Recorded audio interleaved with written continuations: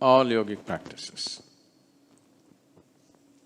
Doesn't matter what you're doing, whether you do asana, yama, niyama, pranayama, asana, whatever, dharana, dhyana, samadhi, shunya, whatever you may be doing, essentially all of it is coming from the fundamentals of bhuta shuddhi or cleansing the elements. Or if you cannot cleanse, if you're such a hopeless case, transcending the elements. Vibhuti, that's why. Beyond the elements. If you cleanse the elements, you will live a wonderful life. If you're beyond that, the best thing is to transcend. Forget about living a beautiful life, just transcend the life. Because living a beautiful life is a more complex situation than transcending. Transcending means you're beyond it. What's beyond is not bothered by so many complexities of the physicality. But if you want to be in the physical and still above that, then it takes a little more mastery over the physical. If you have no mastery over the physical, you will get enslaved to the physical. So bhuta shuddhi essentially means you want to first cleanse it so that slowly you come to your state which we call as bhuta siddhi. That means you have mastery over the elements.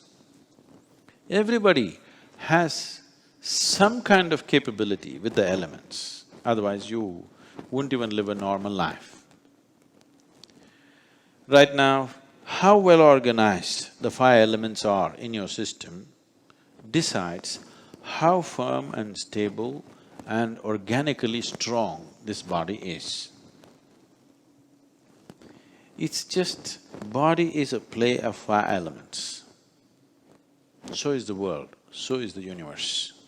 Everything is a play of five elements.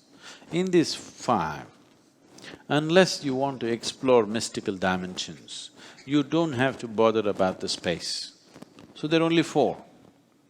Among the four, 72% of your body is just water. Just check and see. You're just a water bottle, 3/4 full, you know. You need to understand, it is in sync with the planet. Approximately 72% of the planet is water. Do you know this? Yes? That is how life has evolved. Whichever way the nature of the planet is manifested in your body in many different ways. So about 2/3 of the planet is water, 2/3 of the body is water. So when you eat food, you must always eat food where the water content in the food is over 70%. This one thing the Western societies are ignoring and paying a huge price. Now everywhere it's becoming like that. If you eat any vegetable, it will be over 70% water. If you eat a fruit, it'll be over 90% water. If you want cleansing to happen, you must eat fruit. If you just want to maintain the body as it is, vegetable does this. Almost any Asian cooking usually has over 70% water naturally. That's how traditions created it, they were aware of it. It's only Western diets which are dry.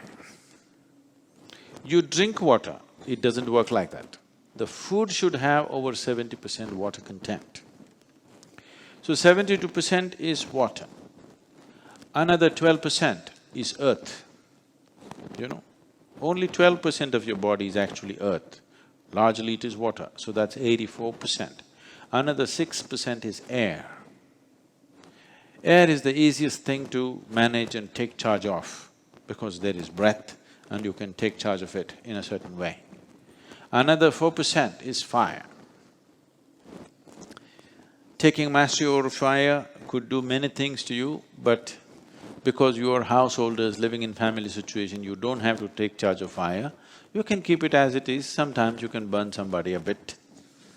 You need it, right? You're married. Once in a way, if you don't burn them a bit, it may not work. Yes or no? The remaining 6% is space. You don't have to bother about that unless you want to explore mystical dimensions of the existence. To live well, 4 elements is enough. 5th one is not relevant for people who just want to live well. Taking charge of this, there's a whole system of practices. Some are direct, others are roundabout. Bhuta Shuddhi can be practiced in a most simplistic way or in a highly sophisticated way. Taking charge of the elements is in many ways.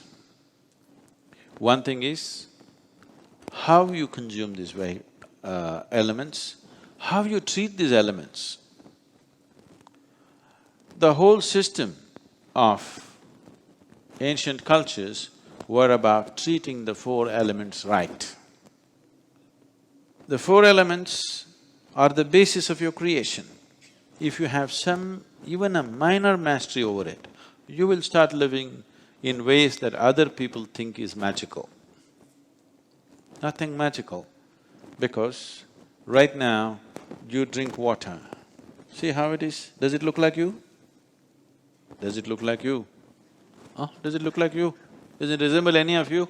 But if you drink this, it becomes you, isn't it? Isn't this magical?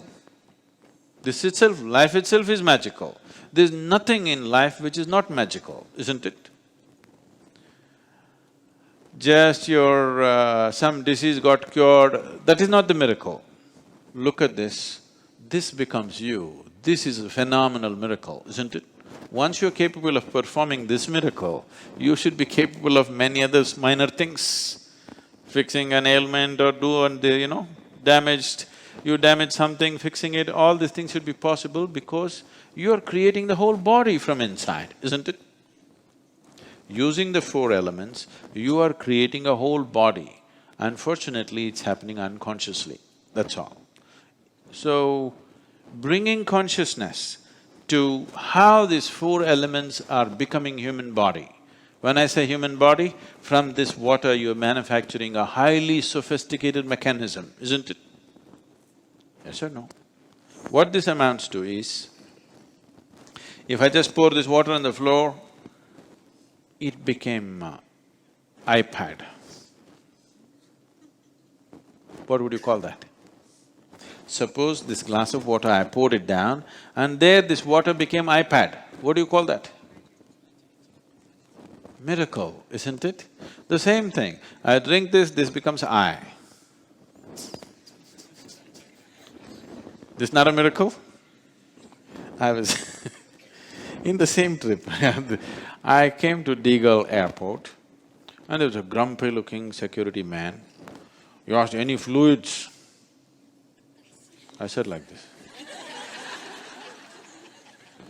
He got irritated, he looked at me like this. Then he put my bag there, computer? I said like this.